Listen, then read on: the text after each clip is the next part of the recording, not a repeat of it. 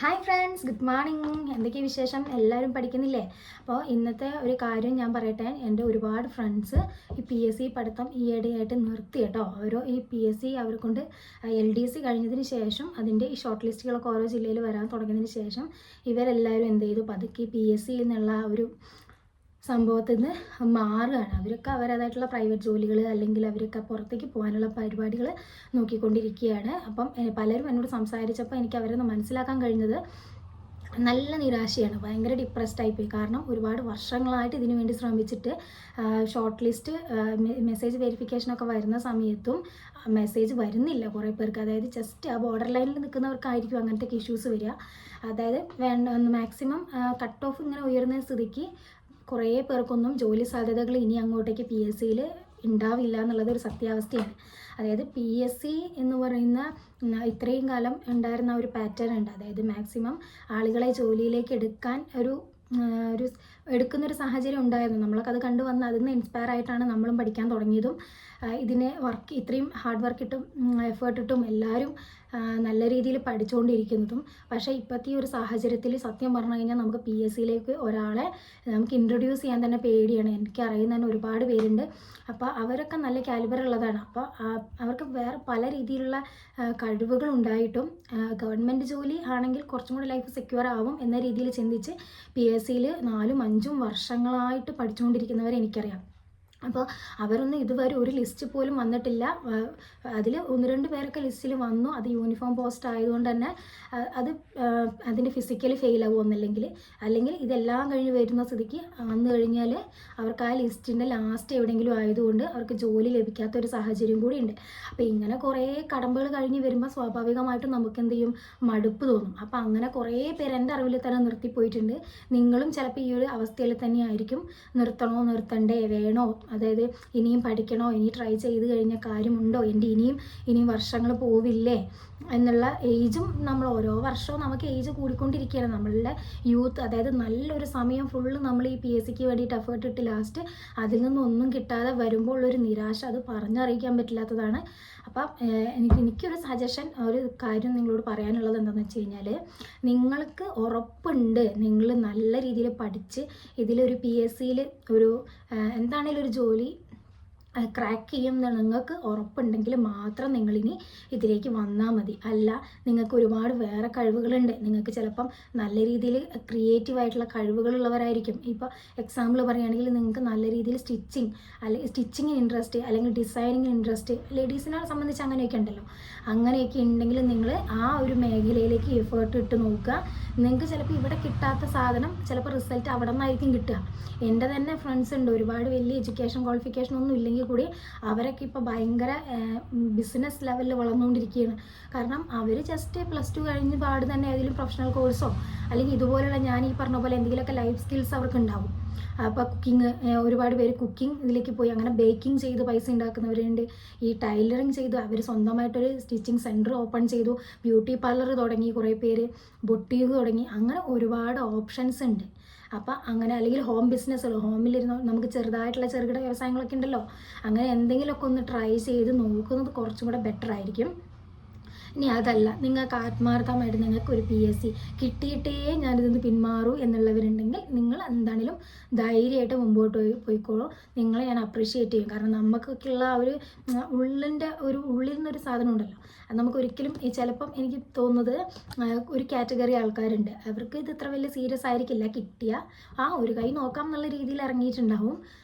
അവർ കുറച്ച് കഴിയുമ്പോൾ മടുത്തിട്ടിട്ട് പോവും. പിന്നെ ഒരു ടീമാണ് ഇത് നമ്മളുടെ ഇതേ നേടിയിട്ടേ പോവുള്ളൂ, അല്ലെങ്കിൽ ഒരുപാട് സ്വപ്നം കണ്ടിട്ടുണ്ടാവും ഇത്. അങ്ങനെയുള്ളവർക്ക് ഇതൊന്നും പെട്ടെന്ന് പിടുത്തം വിടാൻ പറ്റില്ല. ഇത് ശരിക്കും പറഞ്ഞാൽ നമ്മളൊരു ചുഴലിയിൽ പെട്ടൊരവസ്ഥയായിരിക്കും. എൻ്റെ അവസ്ഥ അതാണ്.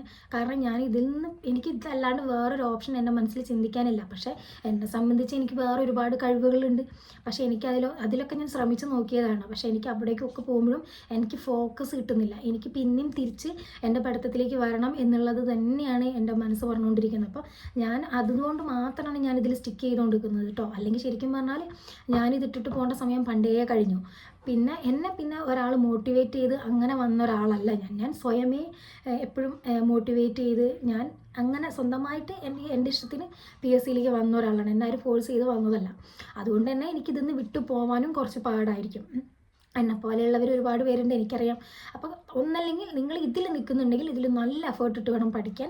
പണ്ട് നമ്മൾ പഠിച്ച പോലെ കുറച്ച് പ്രീവിയസ് ക്വസ്റ്റ്യൻസോ റാങ്ക് ഫയലോ പഠിച്ച് ഇനിയും അങ്ങോട്ടുള്ള PSC ക്രാക്ക് ചെയ്യാമെന്ന് ചിന്തിക്കുന്നുണ്ടെങ്കിൽ അത് വെറുതെയാണ്. മാക്സിമം നല്ല വാസ്റ്റ് ആയിട്ടുള്ള നോളജ് നമുക്ക് വേണം. നല്ല കണ്ടൻറ്റ് നമ്മളെ തലയ്ക്കകത്ത് ഉണ്ടാവണം. എല്ലാ കാര്യത്തിനെ പറ്റിയും നമുക്ക് നല്ല ഡീപ്പ് നോളജ് വേണം. പണ്ടത്തെ എക്സാമിനൊക്കെ ഞാൻ ഈ പറഞ്ഞ പോലെ ഒന്നും വേണ്ട. ചിലപ്പോൾ ഇംഗ്ലീഷിന് നിങ്ങൾക്ക് എത്ര ശ്രമിച്ചിട്ട് മാർക്ക് കയറാത്തവർ ചിലപ്പോൾ ഇംഗ്ലീഷ് ഒഴിവാക്കും. അല്ലെങ്കിൽ ഒരു മേഖല ഒഴിവാക്കിയിട്ടുള്ള പഠനങ്ങൾ സാധ്യമായിരുന്നു ഇത്രയും കാലം. ഇനി അങ്ങനെ ഒരു മേഖല ഒഴിവാക്കിയിട്ട് ബാക്കി മേഖലയിൽ നിന്ന് മാർക്ക് നമുക്ക് മാക്സിമം പിടിച്ചെടുക്കാം എന്ന് പറഞ്ഞു കഴിഞ്ഞാൽ നടക്കില്ല. കാരണം അത്രയും ഡീപ്പ് ക്വസ്റ്റ്യൻസ് ആണ്. നമ്മൾ വിചാരിക്കുന്ന പോലെ സിമ്പിൾ ക്വസ്റ്റ്യൻസ് ഒന്നും വരുന്നില്ല. അപ്പം നമ്മൾ എത്രത്തോളം ബുദ്ധിമുട്ടിക്കാമെന്ന് ചിന്തിച്ചുകൊണ്ട് നടക്കുന്ന ഒരു PSC ആണിത്. അപ്പം നമ്മൾ അതിനനുസരിച്ച് കഷ്ടപ്പെടാൻ റെഡിയാണെങ്കിൽ മാത്രം ഇനി ഈ ഫീൽഡിലേക്ക് വന്നാൽ മതി. അല്ലാത്തവർ ദയവ് ചെയ്ത് നിങ്ങളുടേതായിട്ടുള്ള ഒരുപാട് കഴിവുകളുണ്ടാവും. ആ കഴിവുകളുടെ പുറകാലെ പോവാൻ നിങ്ങളുടെ ബാക്കിയുള്ള സമയം നിങ്ങളുടെ ഫാമിലിക്കും കുട്ടികൾക്കും ഒക്കെ വേണ്ടിയിട്ട് സ്പെൻഡ് ചെയ്യുക. ഇപ്പോൾ ഈ പഠിത്തത്തിലേക്ക് ഇറങ്ങുമ്പോൾ തന്നെ നമുക്ക് ആ ഒരു സ്ട്രെസ്സ് മനസ്സിലാവും. നമുക്കൊന്നിനും സമയമല്ല, നമുക്ക് ഫാമിലീൻ്റെ കൂടെ സ്പെൻഡ് ചെയ്യാൻ സമയമില്ല, നമുക്ക് സന്തോഷിച്ചിരിക്കാൻ പറ്റുന്നില്ല. ഒരു സിനിമയ്ക്ക് പോകുമ്പോഴും നമ്മളുടെ മനസ്സെന്താണ് ഇവിടെയാണ്. അപ്പോൾ ഒന്നിലേക്കും നമുക്ക് ഫോക്കസ് കിട്ടാണ്ടാവുമ്പം അതൊരു വലിയൊരു ഇഷ്യൂ ആയിട്ട് വരും. അപ്പോൾ ദയവ് ചെയ്ത് നിങ്ങൾ ഈ കാര്യം ഒന്ന് ശ്രദ്ധയിലേക്ക് കൊണ്ടുവരിക. നിങ്ങൾക്ക് ഇതിപ്പോൾ ഈ വീഡിയോ കാണുന്ന നിങ്ങൾ ചിലപ്പോൾ PSCക്ക് പഠിക്കുന്നില്ലെങ്കിലും ഇതിലേക്ക് പഠിക്കുന്നവരെ നിങ്ങൾക്കറിയായിരിക്കും. അപ്പോൾ അവരോട് ഈ ഒരു എൻ്റെ വീഡിയോ ഷെയർ ചെയ്ത് കൊടുക്കുക. മാക്സിമം അവരെ കാര്യങ്ങൾ പറഞ്ഞ് മനസ്സിലാക്കാൻ ശ്രമിക്കുക. ഇത് ഒരുപാട് ഓപ്പർച്യൂണിറ്റി ഉണ്ട്. ഇനി കുറച്ച് കയ്യിൽ പൈസയൊക്കെ ഇറക്കി നിങ്ങൾക്ക് അങ്ങനെ പുറത്തേക്ക് പോകാൻ ചാൻസ് ഉണ്ടെങ്കിൽ അങ്ങനെ ആ രീതിയിലേക്ക് പോയിക്കോളൂ. എങ്ങനെയാണെങ്കിലും നമുക്കൊരു 30-35 വയസ്സിൻ്റെ ഉള്ളിൽ നമ്മുടെ ലൈഫ് സെക്യൂർ ആവണം അല്ലേ? നമുക്കൊരു ബേസ്മെൻറ്റ് ആ സമയം കൊണ്ട് ആക്കിയെടുക്കണം. അപ്പോൾ അതിന് ഈ PSCയിലേക്ക് ഇനി ഇങ്ങനെ ഒരുപാട് വർഷങ്ങൾ ശ്രമിച്ചുകൊണ്ടിരുന്നു. നിങ്ങൾ ഓൾറെഡി ഇപ്പോൾ നിങ്ങൾ 5 വർഷമൊക്കെ പോയി എന്നുണ്ടെങ്കിൽ പിന്നെ നിങ്ങൾ ഇതിൽ ഇട്ടിട്ട് പോയിരിക്കും നല്ലത്. അല്ലാതെ നിങ്ങൾ പിന്നെ ഇതിൽ മോട്ടിവേറ്റ് നിർത്താൻ ഇപ്പോൾ ഞാനിങ്ങനെ പറയുന്നത് നിങ്ങൾക്കൊക്കെ ഒരു നെഗറ്റീവായിട്ട് തോന്നും. നിങ്ങളൊന്ന് നോക്കുക, നമ്മൾ ഇതുവരെ കണ്ടിട്ടുള്ള നമ്മൾ വളരെ ആരാധിച്ചിരുന്ന ഈ PSC സാറുമാരും അതുപോലെ അവരെ ഇൻസ്റ്റിറ്റ്യൂഷൻസും ഒരാളും ഇനി PSCനെ പ്രൊമോട്ട് ചെയ്ത് സംസാരിക്കുന്നില്ല. എന്താ കാരണം? അവർക്ക് ഇതിൻ്റെ സത്യാവസ്ഥ അറിയാം. അവർ പഠിപ്പിക്കുന്ന ഒരു 5000 പേരുണ്ടെങ്കിൽ അതിൽ 500 പേർക്ക് പോലും ജോലി കിട്ടാത്തൊരവസ്ഥയുണ്ട്. അപ്പോൾ ഇപ്പോൾ ഓഫ്ലൈൻ സെൻറ്ററുകളിലൊന്നും കുട്ടികളില്ല. എന്താ കാരണം? എല്ലാവരും ഇത് നിർത്തിപ്പോയി. അവരും കുട്ടികളെ ബ്രെയിൻ വാഷ് ചെയ്ത് നിർത്തുന്നില്ല. കാരണം അവർക്കൊക്കെ സത്യാവസ്ഥ മനസ്സിലായി. ഇനി അങ്ങോട്ടേക്കുള്ള മുറവിളികൾ അവർ കേൾക്കേണ്ടി വരും. PSCക്ക് ഇതുപോലെ ഉദ്യോഗാർത്ഥികൾക്ക് ജോലി കിട്ടാതെ ആകുമ്പോൾ അത് ആ ഇൻസ്റ്റിറ്റ്യൂഷൻസിനും ഒരു അപമാനം ആണ്. അതുകൊണ്ട് അവരാരും എന്ത് ചെയ്യുന്നില്ല, പ്രോത്സാഹിപ്പിക്കുന്നില്ല. ഇപ്പോൾ റീസെൻ്റായിട്ട് ഇന്നലെ ഞാനൊരു വീഡിയോ കണ്ടിരുന്നു. ഭയങ്കര പ്രമുഖനായിട്ടുള്ള ഒരു അധ്യാപകനാണ്, PSC അധ്യാപകൻ. അദ്ദേഹം തന്നെ പറയുന്നുണ്ട്, ഇനി PSCയിലേക്ക് വരണ്ട, നിങ്ങളുടെ ഇഷ്ടം പോലെ വേറെ എന്തെങ്കിലും കഴിവുകളുണ്ടെങ്കിൽ ആ മേഖലയിലേക്ക് പോയിക്കോളൂ എന്നൊരു അധ്യാപകൻ പറയുന്നുണ്ടെങ്കിൽ തന്നെ നിങ്ങൾക്ക് ഇതിൻ്റെ ഒരു ഇപ്പോഴത്തെ കറണ്ട് സിറ്റുവേഷൻ എത്ര ഭയാനകമാണെന്ന് മനസ്സിലാവും. ഇനി വരുന്നവർ വളരെ കെയർഫുൾ. നമ്മൾ അത്രയും ശ്രമിച്ചാൽ മാത്രമേ ഇനി കിട്ടുള്ളൂ. നമ്മൾ ഇത്രയും കാലം ഉറക്കമില്ലാണ്ടും ഒക്കെ പഠിച്ചിട്ടുണ്ടാവും. ഇനി അങ്ങോട്ടേക്ക് എന്താ പറയുക, ഇനി നടക്കപ്പോറത് യുദ്ധം എന്ന് പറയുന്ന ഒരവസ്ഥയിലേക്കാണ് നമ്മൾ പോയിക്കൊണ്ടിരിക്കുന്നത്. അപ്പോൾ അത്രയ്ക്കും മനക്കട്ടിയുള്ളവർ അത്രയും നല്ല ഫുള്ളി വേറെ തളരാൻ ഒരു ചാൻസും ഇല്ലാത്തവർ ഇതിലേക്ക് ഇറങ്ങിയാൽ മതി. അല്ലാത്തവർക്ക് ഉറപ്പായിട്ടും ഡിപ്രഷൻ വരും. അത് പിന്നെ നമ്മളെ കയ്യിൽ നിൽക്കില്ല. നമ്മൾ വിചാരിക്കും ഈ ഒരു എക്സാം കിട്ടിയില്ലെങ്കിൽ നമുക്ക് എന്ത് ഡിപ്രഷൻ. ശരിക്കും പറഞ്ഞാൽ ഒരുപാട് വർഷങ്ങൾ ഇതിലൂടെ കടന്നു പോയവർക്ക് റിലേറ്റ് ചെയ്യാൻ പറ്റും. അവരിപ്പോൾ ആ ഒരു അനുഭവിക്കുന്ന മാനസിക സംഘർഷങ്ങൾ പുറത്തുനിന്ന് നോക്കിക്കഴിയുമ്പോൾ വളരെ സിമ്പിളാണ്. നീ എന്തിനാ ഇതിൽ നിൽക്കുന്നത്? നിനക്ക് വേറെ ജോലിക്ക് പോയിക്കൂടെ? അല്ലെങ്കിൽ നിനക്ക് മറ്റ് ഏരിയകളിലേക്ക് പോയിക്കൂടെ? അല്ലെങ്കിൽ നിനക്ക് പ്രൈവറ്റ് ജോലിക്ക് പോയിക്കൂടെ? നിനക്ക് അങ്ങനെ അവർ ഒരുപാട് ഉപദേശങ്ങൾ തരും. സത്യം പറഞ്ഞാൽ നമ്മളെ അവസ്ഥ നമുക്കെല്ലാം അറിയുള്ളൂ. ഇത്രയും കാലം ഉറക്കോ ഊണോ ഇല്ലാണ്ട് ഇതിനു വേണ്ടി പരിശ്രമിച്ചിട്ട് പെട്ടെന്ന് ഒരു ദിവസം ഇതിട്ടിട്ട് പോകാൻ പറഞ്ഞാൽ നടക്കുന്ന കാര്യമാണോ? അപ്പോൾ ഒന്നും കൂടെ ആലോചിച്ച് റിലാക്സ് ചെയ്ത് നിങ്ങൾ ആലോചിച്ചിട്ട് നിങ്ങളൊരു ഡിസിഷൻ എടുത്താൽ മതി. നിൽക്കുന്നുണ്ടെങ്കിൽ 100% എഫേർട്ട് ഇട്ട് നിൽക്കുക. ഇല്ല, നിങ്ങൾക്ക് അതിനുള്ള സമയമില്ല, നിങ്ങൾക്ക് അങ്ങനത്തെ ഒരുപാട് പ്രാരാബ്ദങ്ങളുള്ളവരാണെങ്കിൽ നിങ്ങളിത് വിട്ടിട്ട് നിങ്ങൾക്ക് നല്ല ഏതെങ്കിലും ഒരു മേഖലയിലേക്ക് പോയി കഴിഞ്ഞാൽ നിങ്ങൾക്ക് എനിക്ക് തോന്നുന്നു സമാധാനം ഉണ്ടാകും. പിന്നെ അത്യാവശ്യം പൈസയും കയ്യിൽ വരും.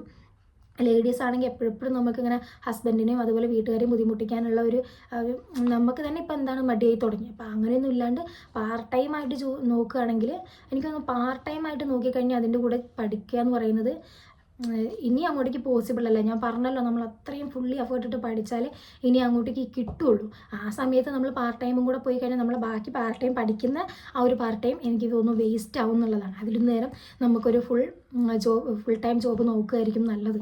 അപ്പോൾ എന്താണെന്നുള്ളത് നിങ്ങൾ ആലോചിച്ച് നല്ലൊരു തീരുമാനത്തിലെത്തുക. നിൽക്കുന്നുണ്ടെങ്കിൽ 100% എഫേർട്ട് ഇട്ട് നിൽക്കുക. അവർ സ്വന്തമായിട്ട് നമുക്കൊരു ഉള്ളുന്നൊരു ഫീലിംഗ് വരണം, ഇല്ല എനിക്കിത് മതി, ആരൊക്കെ എന്തൊക്കെ പറഞ്ഞാലും എനിക്ക് ഈ ഒരു മേഖല മതി, അടുത്ത എക്സാമിൽ ഞാൻ ക്രാക്ക് ചെയ്യുമെന്നുള്ള ഉത്തമ വിശ്വാസം നിങ്ങൾക്കുണ്ടെങ്കിൽ നിങ്ങൾ ഈ മേഖലയിൽ തന്നെ തുടർന്ന് പോവുക.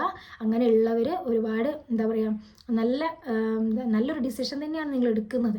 അതിനനുസരിച്ച് നിങ്ങൾ വർക്ക് ചെയ്യും കൂടെ വേണം. നല്ല ഒരു പോസിറ്റീവ് മൈൻഡ് നിങ്ങൾക്ക് വേണം, നല്ല ക്ഷമ വേണം. അല്ലാത്തവർ അവരവരെ മേഖലകൾ സെലക്ട് ചെയ്ത് എങ്ങനെയെങ്കിലും ലൈഫ് സെക്യൂർ ആക്കാൻ വേണ്ടി നോക്കുക. എല്ലാവർക്കും നല്ലൊരു തീരുമാനം എടുക്കാൻ പറ്റട്ടെ എന്ന് ആശംസിച്ചുകൊണ്ട് ബൈ.